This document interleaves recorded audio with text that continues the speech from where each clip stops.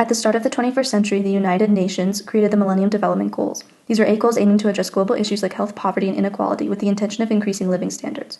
Goal number 1 was to eradicate extreme poverty and hunger, which are closely related. The World Bank defines extreme poverty as living on $1.90 or less per day. Poverty is often linked to malnutrition, which contributes to over half of the deaths of children under 5 years old in developing states around the world. It is estimated that a person dies of starvation every 3.6 seconds. This is often a child under the age of 5. Poverty and hunger have widespread consequences. Combined, they can lead to reduced productivity, and access to adequate food or nutrients can greatly reduce the amount of daily activity one can perform. This is incredibly limiting for people living in poverty with lower incomes and more labor-intensive jobs, as their main asset is the physical activity they can perform. Inadequate nutrition is detrimental to children's development.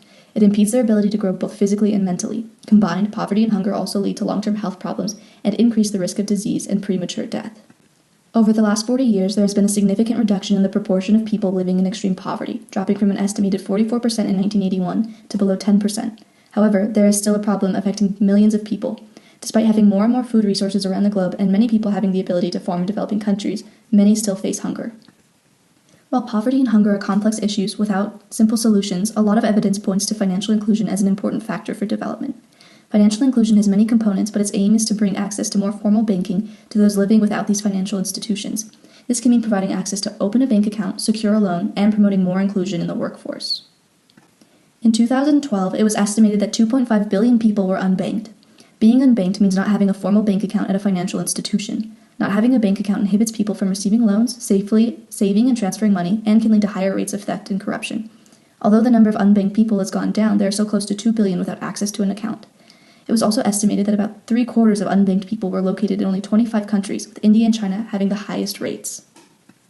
Another important part of financial inclusion is bringing more financial power to women.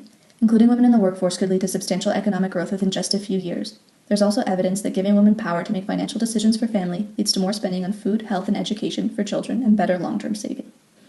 Findex data shows that fewer women have bank accounts and access to credit than men. By providing financial services to women, they would be better able to invest in themselves and their children. Organizations like the World Bank and many others have taken on projects to help promote financial inclusion across the globe, but there are many complex barriers that must be addressed to do this. In some countries, women may not be allowed to work or have a bank account. It is estimated that over 1 billion women remain outside the formal financial system. Some of these issues could be helped by increasing the use of mobile banking, microfinancing to promote new women-led small businesses, and supporting groups that aim to educate women to be better able to participate in a formal financial banking system. Another issue arises with people being unable to prove their identities. Over 1 billion people around the world are unable to prove their identity because they lack an official document like a birth certificate or a government-issued ID. Without this, many cannot use financial services and face barriers in the realms of education, healthcare, and government benefits. In some places, an element of promoting financial inclusion also means establishing an ID system where more people can open bank accounts or secure a loan, even through digital or mobile means.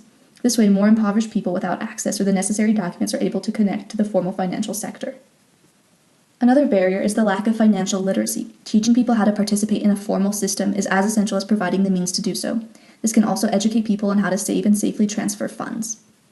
Despite being a complex topic, promoting financial inclusion is essential in the process of eliminating poverty and hunger and can take many forms. It can help start new businesses in developing areas. There are millions of business ideas had by people around the world that don't have the initial funding.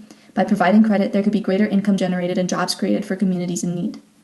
Giving women more financial power can benefit families, health, and education for generations to come. As almost 8 billion people have mobile phones, access to mobile banking can reduce the population of unbanked people and provide a platform to save and transfer money safely. By giving regions the resources and education they need to increase access to the formal financial system, the greater generated wealth and stability can reduce hunger and allow children to be healthier and better educated. Here's how you can help. There are many organizations that provide microloans to people trying to start a business or finish their education across the world. You can choose exactly what cause, which person, and how much to donate. There are also ways to volunteer and teach financial literacy to help people of all ages.